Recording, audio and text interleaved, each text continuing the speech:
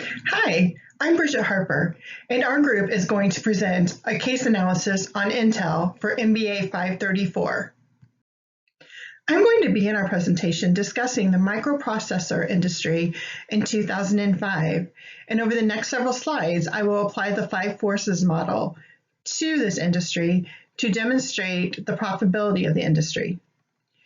This was a global industry, and in 2005, the main two competitors were Intel and AMD.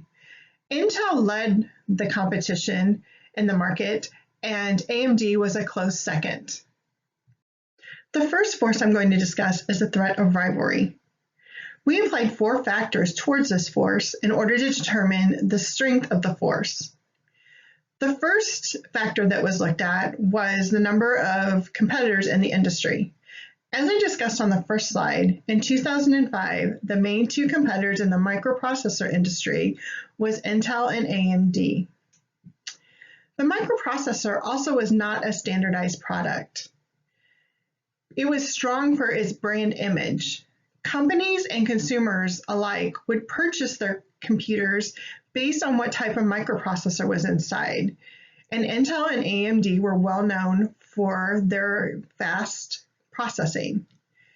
Also, it cost consumers quite a bit and companies to switch from one microprocessor to another. If a new microprocessor came into the industry, it would cost quite a bit for a consumer or a company to replace their technology in order to utilize this new microprocessor. And lastly, we looked at how hard it was to exit the market. One thing we looked at is it cost a lot in R&D in order to develop a microprocessor and enter the industry. You needed strong human assets in order to stay up with the latest technology, and it took a lot of capital assets in order to fund the R&D and the plans that were needed in order to create the microprocessors. The majority of costs were in design, development, marketing, and building the fabrication facility. So it's difficult to enter the market, and it's also difficult to exit the market due to the amount of capital you had tied up in the market. Based on the factors that were applied to the threat of rivalry, it was determined that this force is weak. The second force we looked at for the microprocessor industry in 2005 was the threat of new entry. Again, high capital requirements are needed in order to enter the industry due to the technology and the research and development that is needed in order to be competitive in the market. Also, as I discussed on the previous slide, if a new entrant came into the market, it might be hard to get a consumer or a business to buy the technology that their microprocessor is being used in due to the high cost of switching to new technology. Also, current entrants also have economies of scale. They already have contracts with buyers who buy in bulk and are buying those microprocessors based on brand image in order to better sell their products that are utilizing the microprocessor. And lastly, Intel, in the case study, was discussed how they used patents and intellectual property in order to block new entrants. And also they used cross-selling and partnership agreements in order to help control new entrants. So based on these factors, we looked at the force of threat of new entry and determined that this force is weak. For the force for the threat of substitutes, we looked at the industry of microprocessors in 2005 and determined that there was no viable substitute in the microprocessor industry in 2005 that would rival the market share for Intel and AMD. Intel was worried that AMD had the money and the technology to further cut into their market share. And Intel was also worried with the new technology that was coming out with smartphones and tablets if they would be able to compete in that industry. But as far as the microprocessor industry, there was really no substitute to rival AMD and Intel. Therefore, we determined that this force was weak. For the force for threat of buyers, we looked at 3 different factors to determine whether this force was strong, medium, or weak. The first force we looked at was the bargaining power of buyers. Bargaining power is strong when companies buy in bulk. If they're going to buy in bulk from another company, then they usually try to get a discount. So those manufacturers who are using the microprocessor in their products to resell in the open market then would put pressure on Intel to give them a better price since they're buying in bulk. Also, we have the factor of the economy. It discussed in the case study how in 2001 there had been an economic downturn and Intel was relieved that they had come through it still profitable and relatively unscathed. But it also discussed during economic downturns how companies and consumers do not invest in new technology, therefore putting pressure on the manufacturers of products that use the microprocessor, and then in turn puts pressure on Intel because the market is taking a downturn and they're not selling as many microprocessors because the products that use their microprocessors are not selling as well in the open market. And then lastly, we looked at how the cost of microprocessors affects the price manufacturers charge for their end product. So they're putting pressure on the microprocessor manufacturers to keep the price low, and also threatening that if they don't keep the price low or give them a discount, that they could switch to another microprocessor alternative. Therefore, based on these factors, we determined that this force was strong. The last of the 5 forces that we looked at was the threat of suppliers, and we applied 3 factors to this force in order to determine its impact in the industry. The first factor we looked at was the ease to change suppliers. Since in the case study it indicated there was 2 main components that went into a microprocessor, and those components were commodities, it was determined that it was relatively easy to change suppliers. We also looked at the impact of costs to the manufacturer of microprocessors to change suppliers.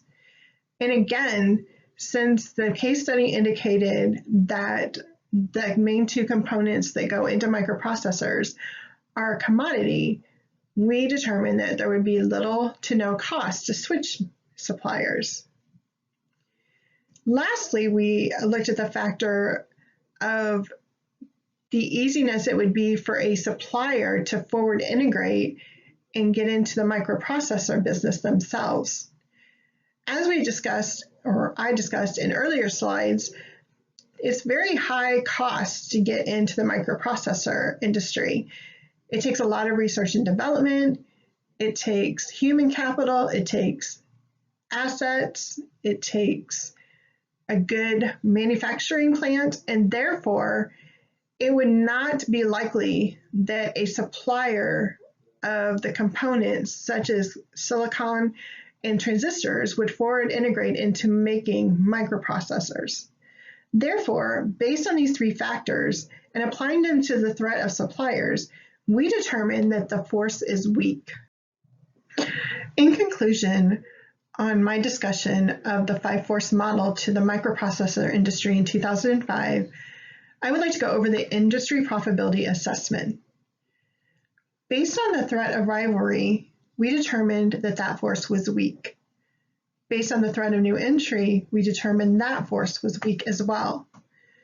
On the threat of substitutes, that was a weak force. On the threat of buyers, we determined that that was a strong force. And on the threat of suppliers, we determined that that was a weak force. Based on these conclusions, we would determine that overall the industry profitability is high due to 4 of the 5 forces being weak. I would now like to turn our presentation over to Julian, who will discuss the capabilities and resources of Intel. Thank you. Good evening, everyone. My name is Julian Spiller, and today I'll be speaking about Intel's resources and capabilities that were used to help Intel gain a competitive advantage over its competition. I know Intel is known for a lot of different processors and partnerships, but today I'll be focusing on the microprocessors and how it helped Intel develop into a successful technology company that they are today. I will begin by speaking about the resources, which are the intangible and intangible resources on how Intel developed the competitive advantages. The first critical resource actually started in 1979, where Intel challenged its sales engineers to design and develop a microprocessor that would be attractive and not only attractive to customers, but also agreed upon and used by customers in order to win the competition on the campaign. It would prove to be successful come 1980 as IBM chose to partner with Intel as the foundation of their PCs, and it was important for Intel at the time because IBM was actually a juggernaut in the market for PCs in 1980. And by 1984, IBM actually ended up owning a third of the market share, and what also was crucial to IBM's partnership was IBM used a open architecture to develop their PCs, which allowed the competition to copy their design, which means more exposure for Intel and their microprocessors to be used in the other competitions throughout the market. And you would see by 1987, those that copied IBM's design and IBM along with them would go on to own 2/3 of the market in 1987, and by 1995 they own 90% of the market. So it helped Intel gain a competitive advantage through the market because they were getting the exposure and developing what's soon to come a brand for microprocessors and partnership with different PC companies. So moving on to the next critical resource was in 1986 when Intel became a sole provider to Compaq for their microprocessors and the new generation. Now, Compaq was a growing company, but it ended up again proving to be successful for Intel because Compaq would go on to pay $150 per microprocessor and helping Intel continue to build their revenue to use towards resources like research and development, marketing, and again, coming later on, their branding. And by 1994, Compaq actually would pass IBM as the market leader at 13.1%, and IBM fell to 8.6%. So Intel making a good decision to switch to being a sole provider for Compaq to continue to grow, and again to develop the resources needed to continue to dominate the market against the competition like Motorola and AMD. So the next critical resource would be the Intel Inside campaign in 1991. What this is just Intel finally launching their brand and getting support from their customers to utilize Intel's logo within their products to help again gain exposure for branding. And again, it's another successful decision by Intel as their sales would rise to 63% in 1992. And in the early 2000s, they actually became the 5th most valuable global brand with the estimated value of $35.5 billion and cementing their places within the technology market for a lot of different reasons, mainly created by microprocessors at this point in Intel's history. So moving on, I will now discuss the capabilities, which are how Intel sustains or increase the durability of the processes that's used to gain a competitive advantage.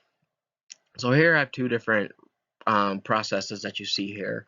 One is a dynamic capability, which is the repetitive process, and the other one is an operational capability, which you see here is the copy exactly manufacturing process. And what the copy exactly process is, it allowed Intel to find one process that worked for them, and they would copy it throughout all their facilities to again establish an advantage to lower costs and increase the yields on their microprocessors. So the difference to the repetitive process is it helps deliver the processor to the market quicker than the competition because it's just natural to them. They know how to develop the next generation processors. They follow the same process. So it becomes easy for Intel to again get to the market quicker with their product for the customers, and it's proven to also work because in 1982, AMD was actually 2 generations behind because once they became a sole provider to Compaq Intel, AMD could no longer purchase the license from Intel to start to use it as a base microchip. So they would have to actually develop their own process and develop how they were going to make their own microchips, and again putting them 2 generations behind and giving the market an advantage to Intel. So now we're going to look at the VRIO analysis for Intel, and what this shows is it valuable or rare, the different resources and capability, and that's the how they sustain or get the competitive advantage, and is it immutable or can it be exploited by the organization to decide the duration or the strength of the competitive advantage for Intel. So here we see the resources crush campaign being a sole provider to Compaq in 1986, and the Insight campaign all being a sustained competitive advantage, simply because they're valuable. With the Crush campaign, it proved to be valuable because they were able to use their cell engineers to get the partnership with what was then the strongest PC provider in IBM. Was it rare? Yes, because no other company was doing it at that time. Was it immutable? Also, yes. Mainly being because it can't be. It was used by knowledge that can't be either taught or learned, or a different dependency or path dependence as a barrier, as you see here, which means there are certain steps that Intel takes to gain this competitive advantage using the Crush campaign that other companies couldn't copy. And then was it exploited by the organization? It was. The customer relationship was built with IBM, and again, they were starting off once that was built with IBM to dominate the market and to sustain competitive advantage. The next one is sole provider to Compaq in 1986. Was it a competitive advantage? Absolutely, because it was valuable. It was rare because they were only the provider for Compaq's PCs. Again, it was immutable, and they exploited by being innovative, again building customer relations, and gaining in financial gain by the cost of the microchips and how dominant Compaq was in the market, meaning Intel also was dominant in their market because they were utilizing their chips as a foundation for their PCs. And you see again a sustained competitive advantage. The Insight campaign also was valuable because it launched their brand, and it was rare because it's a brand that's well known. It's hard to recreate Intel's brand. Is it immutable? Absolutely, for many reasons. And then again, it was exploited by organization, by customer relationships, building it with different PCs, especially in today's world. And then again, using their brand to gain to strengthen the financial positions. So finally moving on to the VRIO analysis of capabilities. Well, here you see it's not as much sustained competitive advantage because there are processes that at that time was providing competitive advantage, but they easily can be copied or just different varieties of processes, even though one part of the step in the process could be different. It was easy for competitions to copy what Intel was doing and leading to a less competitive advantage as companies were copying Intel and their processes. Now, the copy exactly process was a competitive advantage because nobody at the time was doing what they were doing to continue to quickly push out numbers and lower the cost of their products. So it did give Intel a competitive advantage. Now, is it admittable? No, it's not. Was it exploited by the organization? No. But it did enough to where it gave them a competitive advantage by saving costs and increasing the yields on the microprocessors that were created and shipped out to customers. So that's a little bit about the competitive advantage using the resources and capabilities and the VRIO analysis. How it can help Intel in the future is just to continue to develop the relationships and providing the resources needed and using their team, their engineers, their brands, just to continue to develop products that's gonna again allow them to continue to dominate the market. So now I will pass it over to Evan, who will speak a little about the weaknesses and strengths of Intel. My name is Evan Stutz, and for my part of the presentation, I'm going to talk a little bit about some of the weaknesses of Intel and some of the strengths that ARM has and how that contributes to both of their business models. So starting off with Intel, some of the activities that could be considered some weaknesses for them. So first off, we have the microchip performance, and really with Intel, it is their hyper performance in their microchips, and along with that comes a high cost. And then we also have the battery life with Intel. With the high performance, you have a low battery life, and what this contributes to is a lacking of an untethered experience, which in this case in the smartphone industry, users want to have an untethered experience where they can, use their phone for an hour or two and not have to plug it in and charge it. And with Intel, with these high performance microchips, basically they got more performance than what they need, and this is contributing to a low battery life and not giving the consumer what they want. So these would be considered some of the activities that contribute to the weaknesses of Intel. On the other hand, for ARM, some of the activities that contribute to some of their strengths also include microchip performance and battery life. But in the case of ARM, they have a lower performance microchip than Intel does. And as a result, this is a lower costing microchip. And one way they could do this is by, instead of using a metal jacketing around the microchip, they use a plastic jacketing. And this keeps costs down. And with a lower performing microchip, they have a better battery life. And this contributes to a good untethered experience for consumers.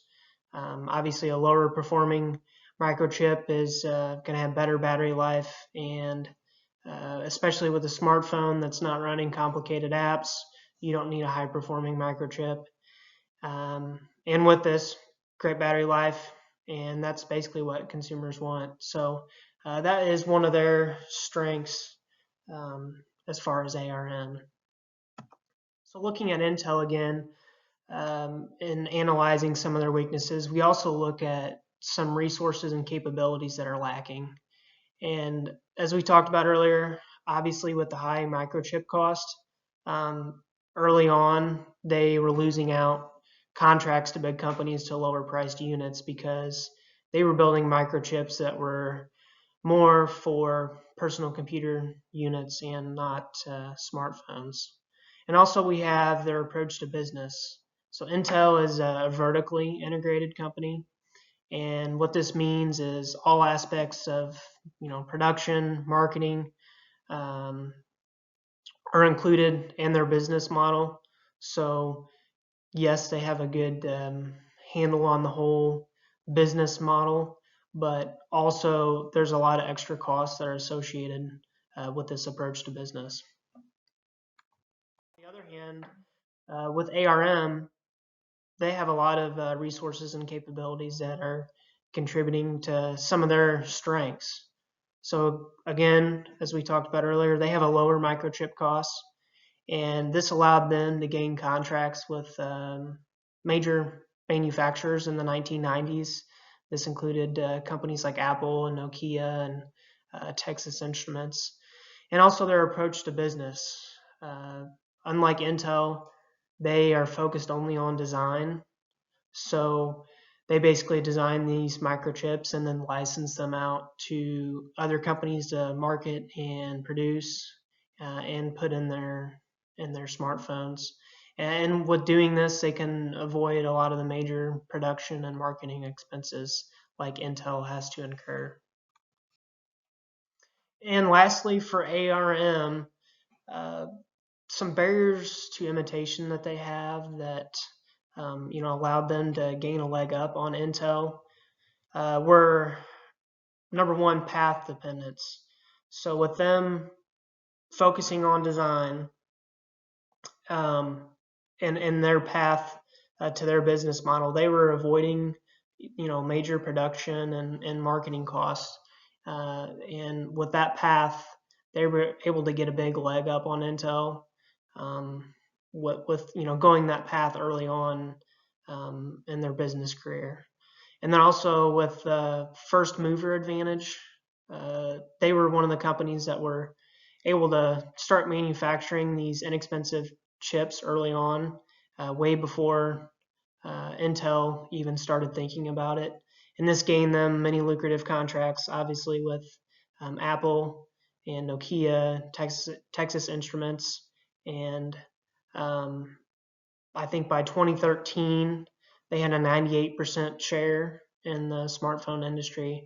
And again, with this first mover advantage, they were able to get in the market early, get these good contracts, and really get a big market share over Intel. So I'm going to hand it over to Justin now. My name's Justin Nasser. I'll be going through the diversification of the case. And when looking at it, for the most part, the largest portion of this can be seen when Intel did purchase McAfee for their pre-existing software and different structure that they already had.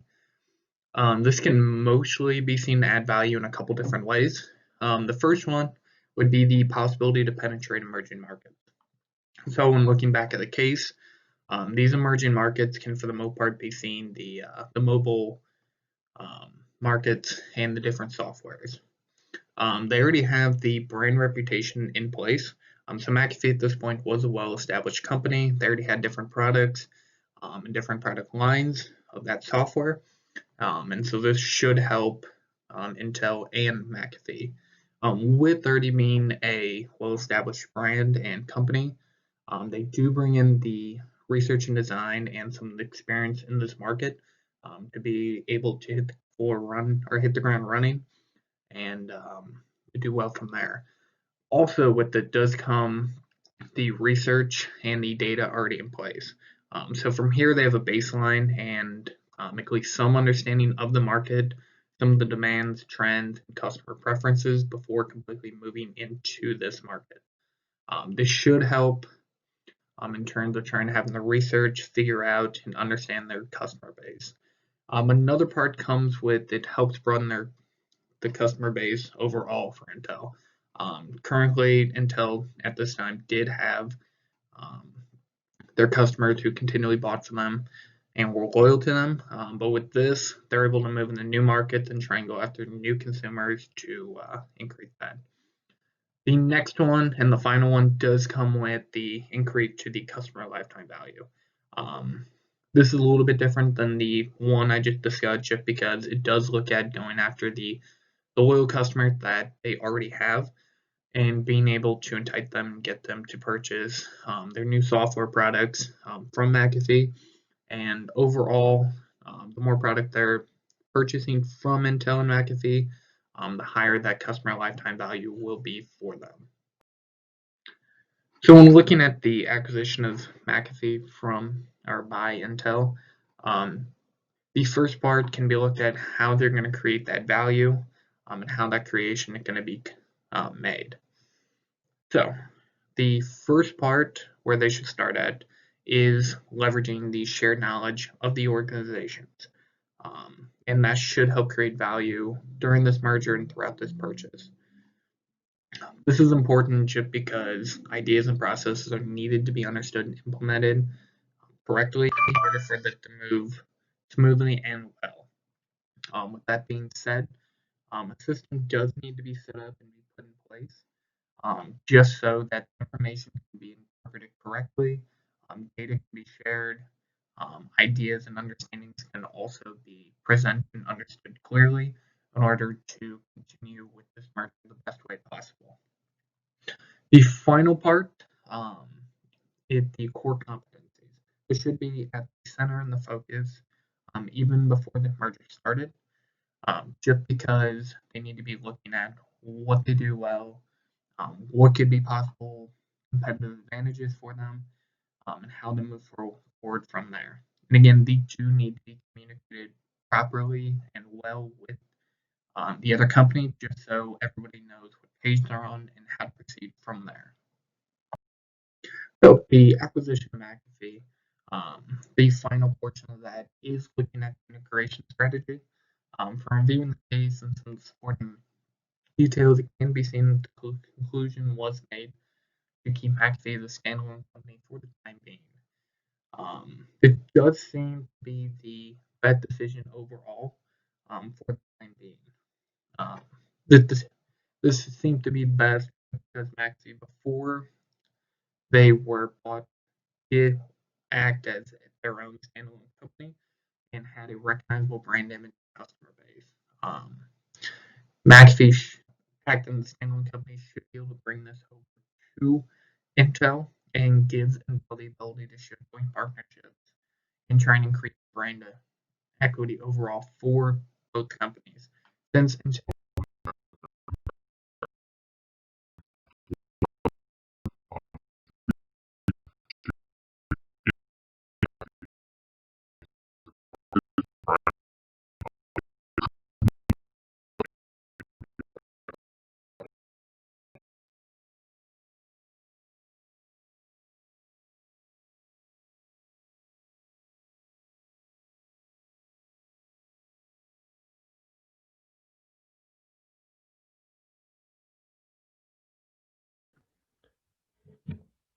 The first recommendation we would make is for Intel to be more cost effective.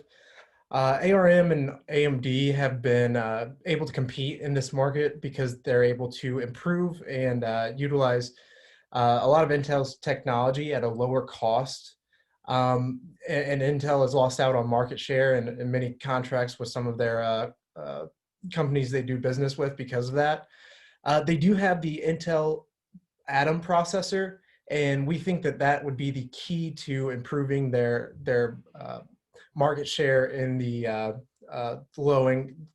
low price segment. To do this, we would have to increase advertising and maintenance of this processor, and we think that due to Intel's size, ARM would have trouble competing in the low end segment as well because they would not have the same economies of scale, so therefore they couldn't produce as much. And Intel would be able to capitalize on that. The second recommendation we would make is diversification through product bundling and specialization. They pretty much have a key market focus on the market as a whole. They don't really have any niche kind of segmentation that a lot of the competitors have started doing. So they're kind of late to entry on some of the niche or mobile kind of markets. So they would do this by, instead of the vertical standard integration that they usually do, they would do horizontal integration by acquiring other companies or forming strategic partnerships. They've actually done that successfully with the McAfee integration, and we think through kind of focusing on maybe the more mobile markets, and then maybe like video processing and some of the other ones, they'll be able to use the expertise of some of these other companies to kind of infiltrate into those markets as well, instead of the broad market as a whole. And they also have reliance on Microsoft, and we see that not a lot of these chip manufacturers have a lot of dependence on a certain provider. So we think through entering some of these niche markets through horizontal integration, that they'll be able to kind of consume some of that extra market share that ARM has started to kind of eat up.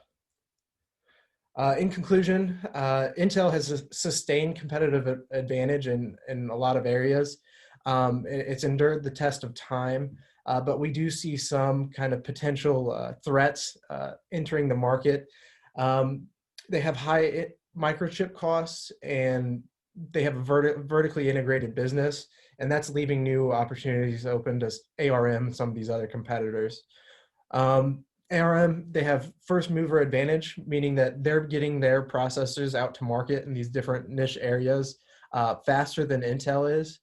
And through increased efforts and kind of a lower design cost, we think that Intel would benefit from producing some of these mobile chips and cheaper, more efficient chips than what they have been doing, but not necessarily straying away from their original business plan. So ultimately, reduce the risk of market share, and through horizontal integration and development of new market segments.